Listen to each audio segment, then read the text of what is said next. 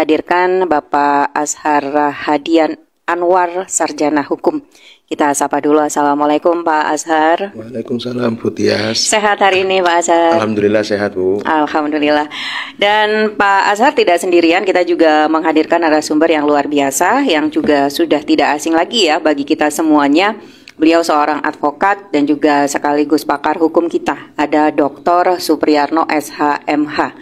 Pak Dr. Priyarno, Assalamualaikum. Waalaikumsalam warahmatullahi wabarakatuh. Mbak Tia, sehat selalu. Alhamdulillah. Saya tuh kalau dengar suaranya Pak Pri ini juga langsung semangat loh. Gitu ya. Soalnya suaranya ini bisa menggetarkan studio.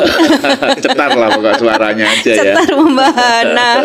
Baik, nanti kita akan bahas terkait dengan skema pengurusan sertifikat tanah di Kabupaten Blitar, Pak Pri dan juga Siap. Mas Azhar. Siap, Tapi sebelumnya kita akan dengar dulu liputan dari kawan-kawan reporter seperti apa komentar dari warga masyarakat di Blitar ini terkait dengan bagaimana skema pengurusan sertifikat tanah di Kabupaten Blitar. Kita sudah bersama reporter, ada Nindi Verly. Nindi, silakan. Ya, terima kasih Tia. Selamat pagi kawan. Saat ini saya sudah bersama dengan Mas Rudi yang juga akan menyampaikan seperti apa untuk proses pengajuan sertifikat tanah di Kabupaten Blitar, mudah atau tidak. Kita sapa dulu.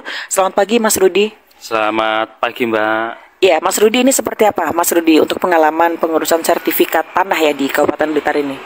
Ya Mbak, kalau dari pengalaman saya sih sejauh ini dari pihak BPN masih sering sosialisasi ya. Bahkan itu sering banget, tapi pengalaman teman-teman saya, kalau saya kira yang macet itu dari pihak desa. Jadi untuk prosesnya tidak semudah bisa ngurus secepat itu ya Mas ya? Seharusnya bisa mudah loh Mbak, tapi kalau di pihak desa kok ada kendala itu gimana ya? Apakah harus ditunggu? Bahkan kalau ditunggu itu masih lama. Ya, harapannya Mas mungkin dengan adanya pihak terkait ini yang juga mendengarkan, ingin seperti apa dari Mas Rudi? Kalau harapan saya ya kalau bisa mengurus sertifikat itu dipermudah saja biar cepat, karena waktu kita kan gimana ya, supaya kita itu mempersingkat waktu supaya kita cepat dapat sertifikat kita gitu. Kalau sertifikat PTSL itu kok bisa cepet ya, tapi kalau lepas dari PTSL kok lama banget ya Mbak ya. Apa karena ada uangnya atau gimana ya Mbak ya? Ya, terima kasih Mas Rudi. Sama-sama Mbak. Ya, itu tadi kawan Mas Rudi ini yang juga memang mempunyai harapan nantinya dari pihak terkait ini bisa mempermudah untuk proses pengajuan sertifikat tanah di Kabupaten Blitar, dan tentunya baik dari sisi administrasi dan juga pembiayaan. Itu saja Tias yang dapat saya laporkan. Terima kasih, kembali ke studio.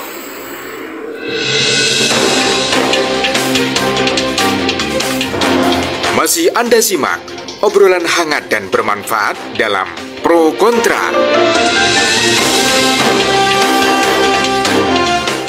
Seorang kawan Pak Rudi atau Mas Rudi bersama Nindi Verly terkait dengan pengurusan sertifikat tanah di Kabupaten Blitar ada kesan cukup lama, tetapi proses yang dirasa lama itu justru di desa gitu. Nanti kita ingin tahu seperti apa sebenarnya mekanismenya, kenapa jadi lama gitu ya. Tapi ada juga lain Pak Rudi, lain lagi dengan seorang kawan yang juga beberapa saat yang lalu diwawancara ini di Verly. Seperti apa komentarnya? Kita simak yang satu ini. Ya, terima kasih Tias. Selamat pagi kawan. Saat ini saya bersama dengan satu narasumber yang juga ingin menyampaikan aspirasinya terkait dengan tema pro kontra di hari ini. Pengurusan sertifikat tanah di Kabupaten Blitar mudah atau tidak, seperti apa? Saya sudah bersama dengan Pak Anam, warga Udanawu, Kabupaten Blitar. Kita sapa dulu. Selamat pagi Pak Anam. Selamat pagi. Iya Pak Anam, ini seperti apa untuk pengalaman pengurusan sertifikat tanah di Kabupaten Blitar ya, yang saat ini juga terus berlangsung ini? Oh iya, kalau pengurusan sertifikat tanah yang ada di Blitar, terutama di Udanawu itu ada dari desa kami, ada panitia PTSL ya, pembuatan sertifikat tanah secara bersama-sama. Itu mudah dan bahkan hanya dipungut biaya sekitar 300 untuk panitia itu sendiri. Kata Mas saat ini dari warga sudah jadi dan sudah diserahkan. Akan tapi ada satu kendala untuk kami, dari beberapa saudara kami sudah jadi, akan tetapi nama saya terbalik dengan milik orang tua. Nah, ini yang menjadi kendala kami, apakah bisa diselesaikan di PTSL, ketua panitia PTSL sendiri, atau harus ke BPN gitu ya. Itu nanti dari kami juga ingin menyelesaikan hal itu, karena keterbalikan nama. Insya Allah nanti segera kita mencoba datang ke BPN, ya, Badan Pertanahan Nasional. Sejauh ini untuk komunikasi dengan ketua panitia ya, yang PTSL di Udanawu sendiri seperti apa Pak? Kalau di Udanawu lancar, alhamdulillah lancar. Namun saat ini untuk keterbalikan nama, kami diminta untuk ke BPN sendiri, karena kalau menunggu di PTSL ketua panitia katanya agak lama waktunya gitu loh. Terus nanti kita belum, tapi sampai saat ini belum mencoba kita ke BPN. Gitu. Untuk proses menunggu jadinya sertifikat pengurusan ini berapa lama Pak Anam? Tidak lebih dari 3 bulan. Tidak lebih dari 3 bulan sudah jadi dan sudah kita terima. Gitu. Kemudian untuk biaya administrasi yang dikeluarkan ini juga apakah masih terjangkau atau ada biaya lebih kalau dari ini ya pengurusan sertifikat tanah ini? Sangat terjangkau untuk masyarakat.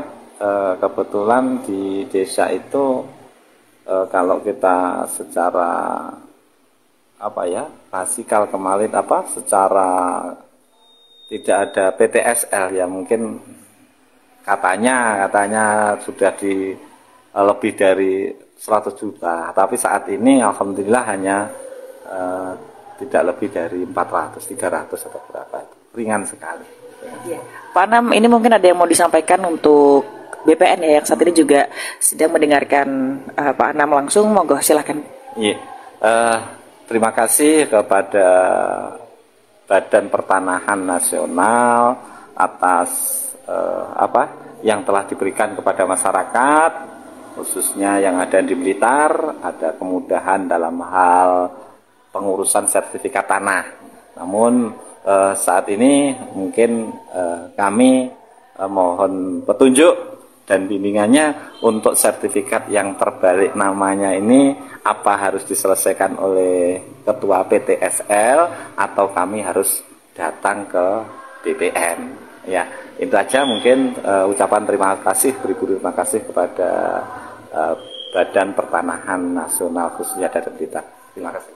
Terima kasih Pak Anam. Ya, terima kasih sama-sama. Ya, itu tadi kawan Pak Anam ini yang juga merasakan kemudahan dengan pengurusan sertifikat tanah di Kabupaten Blitar. Namun ada beberapa kendala yang memang harus segera ditindaklanjuti, seperti halnya keterbalikan nama, pengembalian nama ya pengurusan itu. Dan seperti apa nanti tidak lanjut, ini juga dimohonkan dari pihak BPN ini bisa memberikan arahan yang tentunya dapat memudahkan masyarakat. Itu saja Tias dari saya. Terima kasih, kembali ke studio. Obrolan hangat dan bermanfaat dalam Pro Kontra.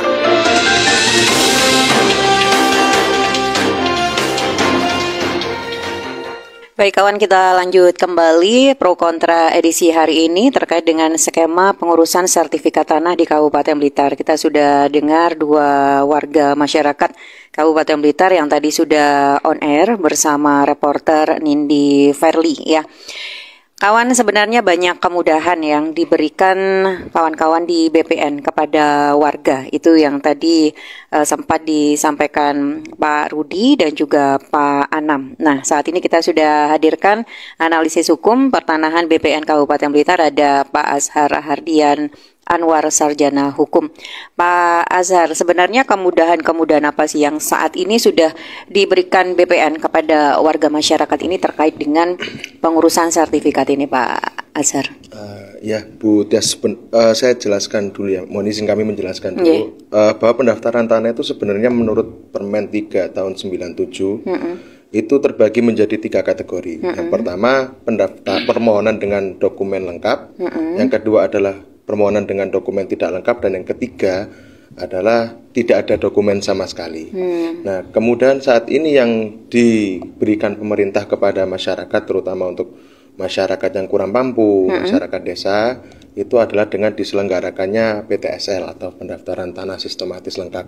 Ya. Dan ada lagi juga untuk masyarakat yang biasa menggarap kebun, itu kalau HGU sudah habis biasanya akan dilakukan redistribusi. Nah, redistribusi tanah ini cuman belum tentu, kita belum tahu, belum tiap tahun ada atau enggak. Kalau PTSL ini kan memang kebijakan strategis nasional, gitu, proyek strategis nasional. Insya Allah setiap tahun ada di Blitar.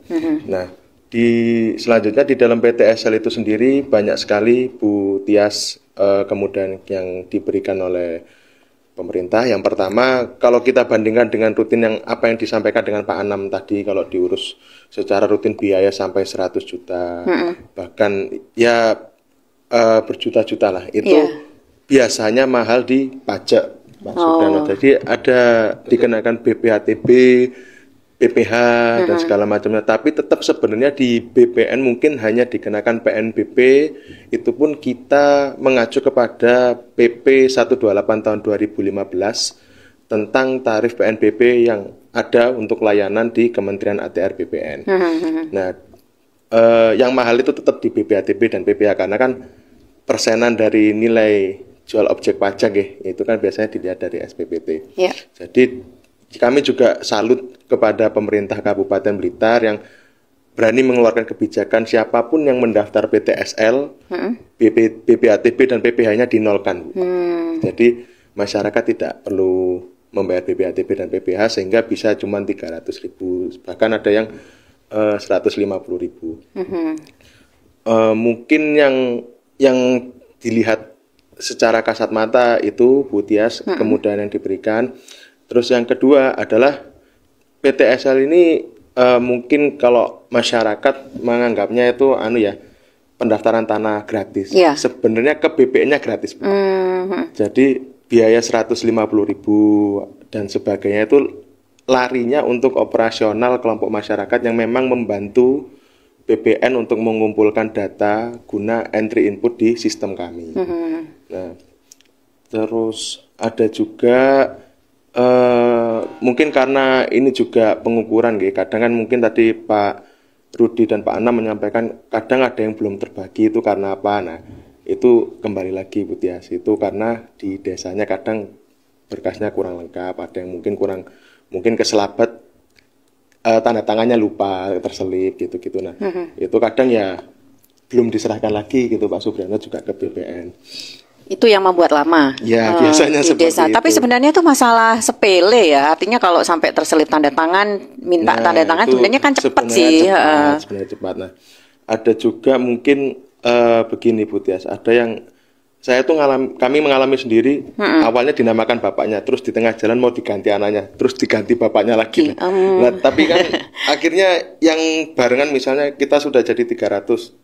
Kadang kan desa mengendaki, Mas, kami buat stimulus, dibagi langsung banyak, biar nanti mungkin ada warga yang minat biar daftar. Nah, mungkin karena satu ini kadang kalau dibagi seperti ini, Mas, nanti kan biasa toh Bu, warga Meri itu biasa, wong murah kan gitu. Nah, mungkin seperti itu. Terus ada lagi Bu, ini sekarang kita lagi gembor-gembornya sosialisasikan sertifikat elektronik. Mungkin Bu Tias dan Pak Supri pernah terdengar lah info mendengar info. Nanti insya Allah di PTSL 2024 ini setengah sertifikatnya hybrid Bu. Jadi setengah sertifikat yang analog buku hijau, yang setengah sertifikat elektronik. Oh gitu. Nah, sertifikat elektronik ini nanti bisa nyambung ke aplikasi Sentuh Tanahku. Jadi nanti insya Allah kedepannya itu tidak ada namanya sertifikat hilang, adanya belangko hilang. Belangko hilang. Kalau sertifikatnya masih bisa terdeteksi lah ya. Baik ya. Itu ya Pak ya kemudahannya. Baik, saya ke Pak Priyarno ini. Siap. Pak Dokter, kalau di mata hukum ya, seberapa penting sih keberadaan sertifikat tanah ini Pak Dokter? Waduh, pertanyaannya seberapa penting? Sebenarnya nggak penting kalau nggak penting. Karena kan begini, kalau pertanyaannya penting soalnya kan penting apa tidak? Nggak begitu penting. Politik hukumnya sertifikat tanah itu kita mesti mendukung pemerintah, yaitu untuk meningkatkan pendapatan negara melalui pungutan-pungutan terhadap satu objek tanah yang salah satunya adalah penerbitan yang sebelumnya belum sertifikat menjadi sertifikat. Ini timbul satu pungutan-pungutan yang sah dan legal oleh negara. Nah, yang disebutkan Pak Ashar tadi. Nah, ada BPHTB, ada PPH. Nah, ini instansi yang memang di luar BPN, di luar pemerintah daerah, kan begitu ya. Nah, seperti BPHTB itu kan pure kurang lebih miliknya pemerintah daerah ya. Ini kan, sehingga kalau BPHTB misalnya dibebaskan oleh kepala daerahnya, nah ini kan masyarakat tidak terlalu banyak bayar, seperti yang sampaikan. Nah, itu yang pertanyaannya Mbak Tias, karena penting atau tidak? Tidak begitu penting. Nah, kenapa yang kedua nih? Kenapa kok tidak begitu penting dari sisi sertifikat surat tanah? Surat tanah itu kalau sudah benar dan dikuasai dengan baik, tidak ada soal. Apa persoalannya? Misalnya kita punya petok D zaman dulu sebelum tahun 82, ya kan? Nah, kalau sudah punya petok D, lalu buku C di desa ada, namanya mbahnya, dan sekarang juga ditempati oleh mbah masih hidup, putu-putune yang ngerti, nggak ada sengketa dengan tetangga atau apa, ya aman saja, tidak ada persoalan. Apa loh persoalannya? Kan nggak ada itu. Nah, karena pembuktian sampai-sampai, karena saya bilang tidak penting ini tadi, sampai-sampai pemerintah mengeluarkan peraturan Mahkamah Agung atau apa. Jadi pembuktian itu hanya sertifikat. Nah, betapa bahwa pemerintah itu mendorong supaya ada pendapatan negara. Sebenarnya ada maksud demikian. Akhirnya apa yang dimaksud pembuktian dalam sebuah hukum itu pun di hadapan peradilan itu yang namanya sebelum sertifikat, kalau memang tidak ada sengketa tercatat di desa dan seterusnya, tetangga atau apa, tidak ada konflik, nggak ada masalah juga. Sebenarnya ya. Sertifikat itu menjadi sesuatu yang sebenarnya hanya murni untuk pendapatan negara. Karena kalau sudah sengketa di pengadilan, kita itu selalu menyampaikan pembuktian sertifikat tok surat berupa buku itu nggak begitu kuat. Kita mesti harus menghadirkan yang namanya dari BPN. Nah, kayak begitu. Karena apa? Iki asli apa palsu? Bener apa enggak? Bagaimana catatan di BPN? Kayak begitu. Makanya ya penting ya nggak begitu penting menurut saya. Berarti kalau misalnya ada sengketa tanah rakyat, kita sering pada posisi kalah itu ya karena itu, Pak? Iya kan banyak itu. Contoh lagi Pak siapa tadi dari Pak Anwar ya, Pak Anam tadi misalnya, ada nama yang berbeda, kebalik. Kalau itu sampai terus tidak diurus, itu nanti terjadi sengketanya di depan nanti berkepanjangan itu. Nah, kalau Pak Anam sekarang mendengarkan, tentu disegerakan itu diperbaiki. Proses waktu biarlah berjalan di BPN. Nah, berikutnya Mbak Tias, kita itu mengenai tanah itu ada beberapa instansi yang ngurusi, ya kan? BPN nerbitin suratnya, yaitu sertifikat. Tapi kalau masalah kekuasaan tanah, BPN nggak punya kekuasaan, adanya di desa. Makanya ada Pak siapa tadi yang satunya? Pak Rudi. Prosesnya ada di desa yang lama. Berarti ada ketergantungan sang penguasa, kan begitu kan? Kalau karakternya Pak Kadesnya baik, pelayanannya super cepat segala macam, ya.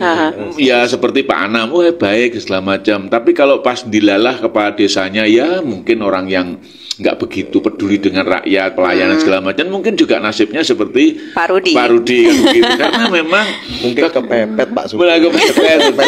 Dan sering kepepetnya ya. Jadi yang menguasai tanah, kekuasaan ada pada desa gitu ya. Nah, berikutnya juga urusan pajak dan seterusnya juga dari Kementerian Keuangan, mau dinaikin, mau tidak, mau dibebasin, bahkan itu tergantung dari Kementerian Keuangan. Kemudian BPN itu tidak sinkron dengan struktur pemerintahan, artinya gini, BPN itu kan tidak melekat pada kabupaten. Mereka terpisah. Artinya bukan OPD-nya Pak Bupati, ya kan? Bukan OPD-nya Wali Kota Bupati, tapi beliau BPN ini strukturnya langsung ke atas, ke Kementeri dan ke Presiden. Tidak ada hubungan dengan semacam bawahannya Pemda, itu tidak. Nah, sementara Pak Kepala Desa itu ada di bawah pemerintahan pemerintah daerah. Nah, kayak begitu, Mbak Mbak Tias. Tapi yang pasti kalau tanah kita sudah sertifikat, tentu semakin menguatkan. Kira-kira gitu aja. Ya. Saya ke Pak Azhar dulu. Pak Azhar, terus bagaimana dengan tanah yang disebut tanah sengketa ya? Seperti yang kemarin sempat ramai di Blitar ini, siapa yang boleh menggarap kalau ada tanah sengketa? Bagaimana dengan seperti kasus di Soso ya, Gandusari yang akhirnya menimbulkan perkelahian? Itu kalau kasus-kasus seperti itu bagaimana, Pak? Begini Bu Tias, biasanya kalau tanah sengketa itu yang disengketakan bukan menggarapnya Bu, sertifikatnya yang membuat sengketa. Nah, biasanya yang kami alami sendiri ketika itu pun ada di PTSL Pak Supri, itu biasanya yang pertama kadang ada masyarakat kan, kalau PTSL murni dengan itikat baik nggih Pak. Jadi kami selalu mensosialisasikan sebelum diukur, silakan dipasang patok dengan persetujuan kiri, kanan, depan, belakang, kecuali memang posisi bidangannya berbatasan dengan jalan atau sungai. Nah, kadang itu Bu Tias, ya namanya masyarakat kadang kan colong-colong, mumpung rene iki orangnya anyel tak pasang patok dulu. Nah, dilala ketika sudah diukur orangnya datang, loh ini bukan patoknya enggak di sini, saya merasa enggak di sini. Nah, itu yang biasanya menimbulkan sengketa.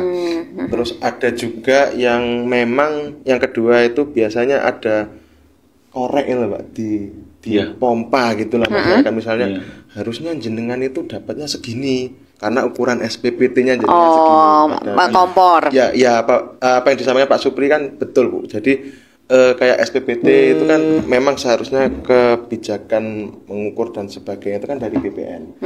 Akan tetapi dulu sempat ada proyek namanya Sismiop dan itu kan SPPT massal yang ngukur kan dari Bapenda, kadang kan ukurannya beda jauh. Nah, itu kan kadang masyarakat aku ukurannya nggak segini, terus ada misalnya tetangganya iseng diambil sebelah dengan itu. Nah, itu Bu Tias biasanya seperti itu. Tapi memang mayoritas alhamdulillah selama ini ya ibaratnya dari 1000 itu ya mungkin yang terdengar di jenengan ya cuma 2 itu aja. Sebenarnya dari 1000 itu yang ada juga banyak juga yang masyarakat ya wis lama sakarepe wis aku tak melok tetanggaku mawon. Nah, ada yang seperti itu, ada yang memang belum rela, mungkin karena kepepet tadi. Ada orang jahat, adanya kepepet. Pak Pri, terus antisipasinya apa ini untuk mengurangi sengketa tanah di Blitar ini? Kalau Pak Azhar yang tahu, Bu Tias hanya 2, sebenarnya banyak gitu. Kalau bagi masyarakat tentu masing-masing orang, masing-masing keluarga harus segera merasakan sendiri apakah tanahku ini sesungguhnya masih belum aman, kuat untuk saya miliki, untuk saya kuasai.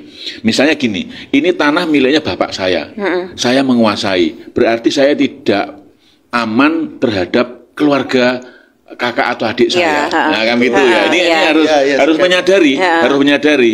Nah, berarti misalnya lagi saya ini membeli tanah tapi kok masih kwitansi tok ya? Kok hanya perjanjian tok ya? Nah, ini juga berarti harus disadari bahwa itu juga belum aman. Nah, oleh karena itu untuk pencegahan ya tentu segera saja suatu objek tanah yang kita itu menyadari ada belum amannya terhadap surat menyurat, disegerakan melangkah pertama kali ke RT RW dan desa terutama. Nah, itu segera diurus sedemikian rupa hingga jadi sertifikat. Kalau memang meskipun secuil sebidang tanah warisan dari orang tua, dilalah bapak dulu, ibu punya anak ada 7 atau berapa, bidang tanahnya cuma sempit, bagaimanapun tetap harus diurus. Nah, supaya tidak saling ini. Kalaupun toh keluarga itu sudah sepakat ngenono tok, ya berarti harus ada perjanjian genono tok, tapi pembagian warisnya belum. Supaya konflik itu tercegah sejak dini. Nah, kayak begitu. Tertulisnya gitu. Betul. Soalnya ada nih Pak Supri, saya tuh kami tuh kita ambil kecamatan Mawon di Wonotirta tuh ada yang saudara merasa hibah orang tuanya tidak adil. Bisa jadi. Padahal hibah ini kan sebenarnya tergantung ya Pak, tergantung pemberi hibah kan terserah. Kecuali kalau memang itu konteksnya waris. Nah ini ada banyak sekali yang memang masyarakat kadang menanyakan, Mas saya merasa hibah orang tua saya tidak adil. Tertulis itu Bu Tias. Nah kami selaku BPN bertanya, nah tiangnya tasih sugeng apa mboten pun sedo. Wis takoni sapa. Nah mungkin tadi juga Pak Supri juga menyampaikan sebenarnya cuman mungkin kami terlupa tadi ini Pak Supri mengingatkan. Jadi sebenarnya banyak juga yang ini Bu, itikat buruk itu pasti ada. Jadi tanah sudah bersertifikat disekolahkan. Nah ini letter C-nya dijual ke orang lain. Nah, mungkin itu bagi masyarakat yang mau beli tanah atau apa mungkin bisa dimintakan ngecek dulu ke BPN juga saged. Bidang ini sudah bersertifikat napa dereng kan otomatis dengan AJB biasanya kalau jual beli tanah, kalau apa untuk amannya di PPAT atau PPATS nanti jual beli pasti sebelum jual beli itu mungkin biayanya ada biayanya cukup lebih mahal, akan tetapi kepastian hukumnya itu ada. Oh tanah ini sudah bersertifikat, oh tanah ini belum. Kebetulan yang bisa mengecekkan itu yang terhubung dengan sistem kami ya PPAT. Tapi kalau memang masyarakat mau ngecek sendiri pun nggih saged. Bisa.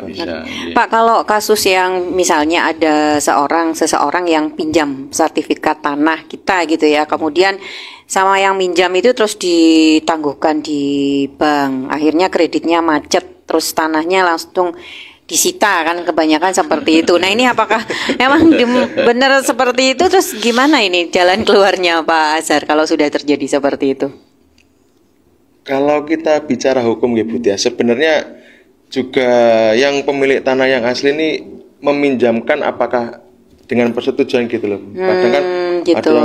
Ada orang yang memang dipinjamkan untuk kita pinjamkan buat dibankkan. Ada yang menyetujui, ada yang bilangnya mungkin Pak Supri juga familiar, tak pinjem tok, tak buat sampel untuk keluarga misal sertifikat bentuknya seperti ini tapi dibankkan. Nah itu kan sebenarnya kalau di pidana gitu itu bisa yang dilaporkan penggelapan gitu. Betul.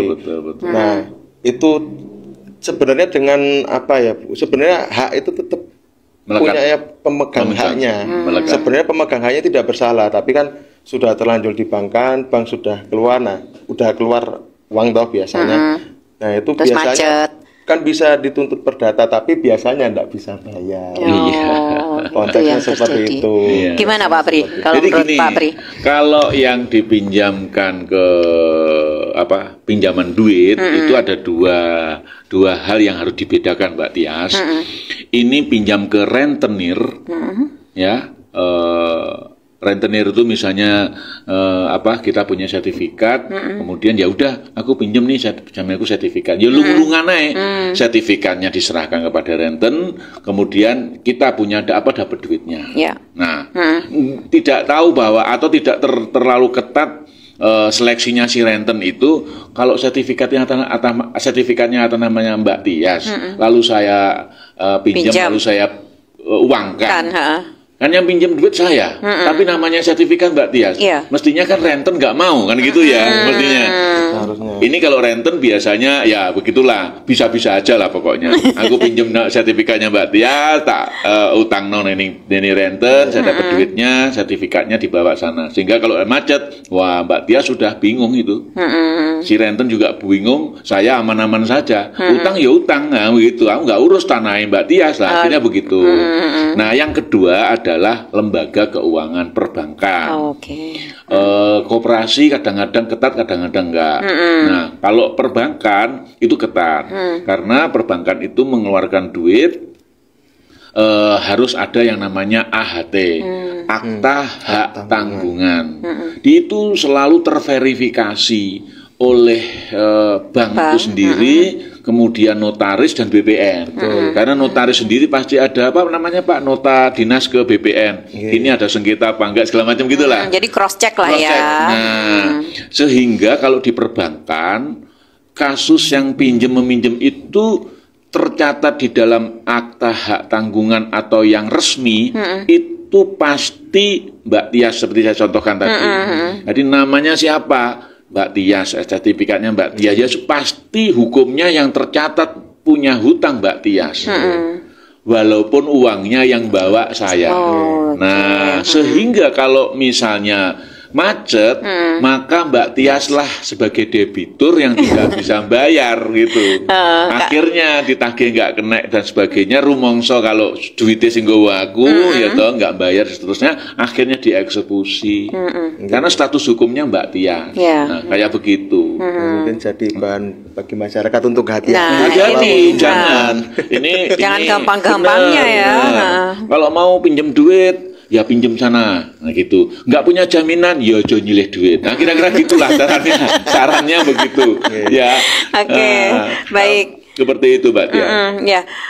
Kembali lagi ke pertanyaan Pak Anam tadi nih. Pak Anam kirimkan WhatsApp-nya di Langlang Kota, Pak Azhar. Kalau yang terjadi nama kebalik, nanti prosesnya seperti apa, Pak? Begini, Pak Anam dan Bu Tias. Kalau revisi sebetulnya kan untuk tim PTSL itu Pak Supri dan Bu Tias itu kepala kantor diwakili oleh ketua tim adjudikasi. Itu ada beberapa tim memang. Nah biasanya masing-masing tim punya kebijakan. Misal setelah pembagian sudah ketahuan ada revisi, bisa saja dikumpulkan di ketua panitia atau ketua Pokmas untuk dibawa ke BPN bisa. Bisa juga langsung dari pemohonnya langsung ke BPN. Nah kalau mungkin pemikiran Pokmas mayoritas Bu Tias itu kami seringkali menemukan nunggu agak banyak aja dulu. Sekalian. Revisinya sekalian kan nanti ketua Pokmas atau yang mewakili kan sekalian cross check ke BPN Pak. Betul. Kalau ada salah bidang, nanti bidangnya yang benar ini nanti kami ganti. Nah itu untuk sertifikat yang analog Bu Tias. Kalau sertifikat elektronik nggak bisa nanti. Seperti itu. Jadi nanti di sistem sudah ada. Jadi udah otomatis kita pasti kalau kemarin 100% 1000% ngecek terus mau nyetak ngecek, mau ngecek. Pak, tapi kasus kebalik ini sering terjadi atau bagaimana, atau kenapa ini kok sampai bisa kebalik gitu? Mungkin ketika Bu Tias, ketika kita ngecek bidangnya di desa, mungkin itu kan kadang juga ada warga yang bisa membaca peta, ada yang tidak. Terus ada Pokmas juga kadang mungkin ada yang tipikal masyarakat kan tak titip perangkat apal kok tanahku di mana dilarang. Seduluran kan pasrah lah ya. Enggak apa-apa wis. Biasanya gitu. Nah, mungkin kebiasaannya seperti itu Bu Tias. Tapi nanti untuk revisi juga kami tidak mempersulit. Nanti mungkin dari Pak Anam bisa berkoordinasi, izin dulu lah kula nuwun ke ketua Pokmasnya misalnya jenengan apa boleh memperbolehkan saya langsung ke BPN untuk revisi atau melalui jenengan, itu pun buatan ditarik biaya kesalahan dari memang kesalahan manusiawi lah itu. Jadi nggak ada biaya lagi ya Pak Azhar ya? Kalau revisi nggak ada, cuman kalau balik nama beda cerita. Iya, betul. Kalau balik nama tukar guling beda cerita. Tapi kalau memang pure itu memang dari desa juga mengatakan, oh iya Mas ketukar. Nah itu maksudnya kan nanti revisi. Tapi kalau selama ini ada pengajuan sertifikat tanah ini dari desa, BPN selama ini langsung terjun ke desa atau kelurahan mengecek untuk pengajuan sertifikat itu atau bagaimana Pak Azhar? Untuk PTSL secara periodik ya Bu Tias, karena kan ini kita kan ditarget satu anggaran. Jadi semisal 1000 itu di tahun anggaran itu harus terbagi. Berbeda halnya dengan rutin. Mungkin rutin kita ceknya menunggu berkas mengumpul misalnya di satu wilayah yang kita ambil jauh lah, Udanawu mungkin dicarikan paketannya. Maksudnya ini ada berkas masih di pengukuran, misalnya ada 4 orang. Nah yang di seksi terkait untuk panitia itu cuma satu, nunggu yang 4 ini. Kadang seperti itu. Kadang juga kita langsung ke desa juga. Untuk yang rutin malah lebih ketat lagi Bu Tias, kita ngeceknya ke desa, kita tanya kadesnya, lettersnya seperti apa. Nah kalau yang PTSL kita murni Pak Kades juga mungkin lebih mempercayakan kepada itikat baik masyarakat, mungkin seperti itu. Baik. Ya. Tetap kita cek lapang. Ya, karena keterbatasan waktu kita ini Pak Pri dan juga Mas Azhar. Yang terakhir Pak Pri, bagaimana kalau menurut Pak Pri dari kacamata hukum ini peran pemerintah hadir untuk melindungi hak tanah rakyat ini Pak? Waduh, pemerintah tidak punya wewenang untuk melindungi itu. Nah, jadi kalau kehadiran pemerintah ya seperti yang sampaikan Pak Azhar dari pemerintah pusat, memberikan peraturan-peraturan tentang pendaftaran tanahnya supaya cepat bagaimana, mungkin juga ada pengukurannya, juga harus ada waktu dan seterusnya. Lalu kemudian ada apa Pak namanya yang tadi elektronik. Nah, ini kan itulah yang hanya yang wewenangnya pemerintah. Tapi kalau pemerintah sudah di luar BPN dalam arti perlindungan hukum, ini tidak ada wewenang. Oh, gitu. Wewenangnya ada pada dirinya sendiri yang punya tanah, kemudian suratnya aman, lengkap, tidak tidak salah. Supriyarno ya ditulis Supriyarno bukan Supriyono misalnya gitu. Maka itu di dalam sertifikat pasti ada tanggal lahir supaya kalau ada nama sama tetapi lahirnya nggak sama biar terverifikasi kan begitu. Nah, paling-paling kalaupun toh ada sengketa ya diperkuatlah kepada di pengadilan misalnya gitu, atau pencegahan seperti yang saya bilang tadi, kalau tidak aman atau belum aman terhadap kepemilikan atau penguasaan tanahnya, segeralah mendatangi instansi yang punya wewenang itu. Nah, kalau dalam pergulatan hukumnya perlindungan terhadap tanah ini, perlindungan hukum terhadap tanah ini pemerintah tidak punya wewenang. Wewenangnya ada pada diri sendiri yang punya tadi itu. Kalau sudah benar dan seterusnya, lalu kok ada orang yang komplain, ada yang mempersalahkan, maka segeralah diurus itu, dilawan maksudnya ya. Ini yang punya aku, kamu kok. Nah, misalnya gitu, apa buktimu dan seterusnya, disegerakan. Bila perlu dibawa dua-duanya dibawa ke desa untuk di cross check, saling cross check. Kalau enggak selesai di desa langsung ke pengadilan. Hanya itu saja. Jadi pemerintah memang tidak ada wewenang ya. Makanya terjadilah siapa namanya di teman kita yang di Soso itu. Si DP tadi marah karena katanya di TikToknya kan, karena sudah 2 tahun pemerintah desa yang menengai kan gitu kan. Nah, itulah kenapa, karena memang pemerintah tidak punya wewenang melindungi. Oh gitu. Nah, tidak pernah bahwa memfasilitasi penyelesaian ya seperti di BPN ada ya Pak ya. Ada ya ruang mediasi. Ya, ini kok ada sertifikat loh. Kok ini jenenge podo ki sing asli sing ndi misalnya kayak begitu. Di BPN ada kok. Tidak perlu jauh-jauh ke pengadilan, tetap di BPN juga ada. Lah di desa ya begitu tadi. Ada sengketa warganya harus proaktif menyelesaikan persoalan. Jika tidak, warganya disuruhlah ke instansi hukum. Ada pidana, laporkan polisi, perdata ya langsung di pengadilan supaya cepat selesai. Dan pemerintah desa berarti kan sudah bekerja, menyarankan untuk ke instansi hukum itu juga jadi, sudah bekerja. Sebatas itu ya Pak ya. Sebatas itu. Kalau wewenang tidak ada. Tidak ada. Ya. Pemerintah tidak punya wewenang dan tidak punya daya kekuasaan untuk melindungi hukum. Oke, baik. Pemerintah ya. Sar, ada saran atau apa ini pesannya untuk masyarakat kita Pak? Pesan untuk masyarakat yang pertama, mungkin benar apa yang disampaikan Pak Supri bahwa memang sertifikat tanah itu penting nggak penting, memang seperti itu adanya. Cuman kalau mungkin ini Bu Tias tadi kan Pak Supri menyampaikan memang tidak punya kewenangan, tapi dengan sertifikat itu pemerintah memberikan clue, aku bisa membantu melindungi jenengan dari musuhnya jenengan, kasarnya gitu. Tapi kalau melindungi langsung ya enggak bisa. Melindungi langsung tanahnya sih enggak bisa ya. Dengan adanya sertifikat kan otomatis kalau tanahnya jenengan dipersengketakan, kan ngundang BPN, nanti kan BPN bilang loh ini tanahnya si A, sertifikatnya si A. Nah, mungkin melindungi secara tidak langsung. Nah, pentingnya sertifikat mungkin di situ. Tapi memang kalau adem ayem utopia lah, kecamatan utopia ndak ada sengketa kiri kanan ya wis, ada yang panggah lah tanah makku dewe Mas wis ndak apa-apa sampingane. Memang adanya seperti itu. Jadi buat masyarakat ya kita sayang sekali tidak ada di utopia nggih. Jadi monggo mumpung kalau terutama kalau desa-desa yang termasuk penlok penetapan lokasi PTSL monggo didaftarkan. Nah, ini kebetulan untuk tahun ini Pak Supri Bu Tias itu target penyelesaian dimajukan. September harus sudah selesai. Harus selesai. Kita mungkin di Agustus sudah ada yang ditutup karena kita ada pengumuman Pak. Mungkin kalau jenengan kulino daftar itu kan setiap daftar sertifikat otomatis diumumkan. Ya, betul. Kalau rutin itu 90 hari, kalau PTSL cuma 14 hari. Itu juga salah satu betul diumumkan. Jadi otomatis kan kalau September selesai, Agustus sudah terbit sertifikatnya. Ya. Nah, seperti itu. Untuk terus pesan yang kedua mungkin belajar jangan jadi orang kepepet sama tetangga nih. Kalau ngurus tanah mumpung tanahnya murah, mungkin lek wonten apa-apa lek ndak terima ya diukur ulang kan bisa. Sertifikatnya jadi dulu ngaten. Soalnya yang mahal itu yang ke sertifikatnya.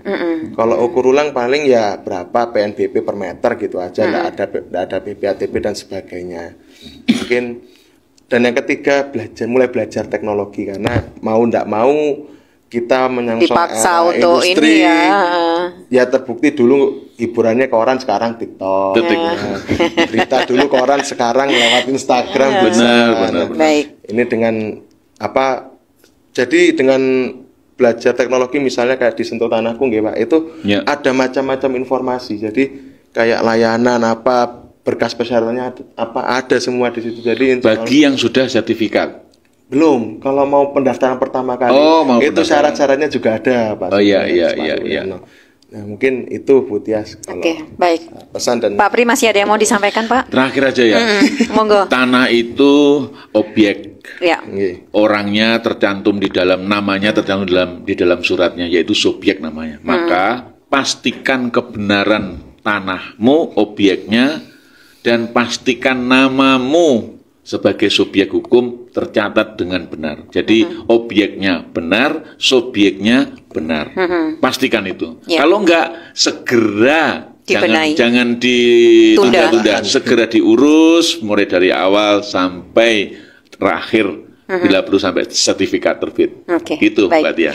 Terima kasih kehadirannya Pak Pri dan juga Mas Azhar. Mudah-mudahan apa yang disampaikan pagi ini, siang hari ini ada manfaatnya ya untuk masyarakat kita yang nggak tahu jadi tahu. Oh, seperti ini tuh pentingnya. Oh, ini yang harus segera dilakukan. Baik, terima kasih Pak Pri. Sukses selalu, Mas Azhar. Selamat siang. Assalamualaikum. Waalaikumsalam warahmatullahi wabarakatuh.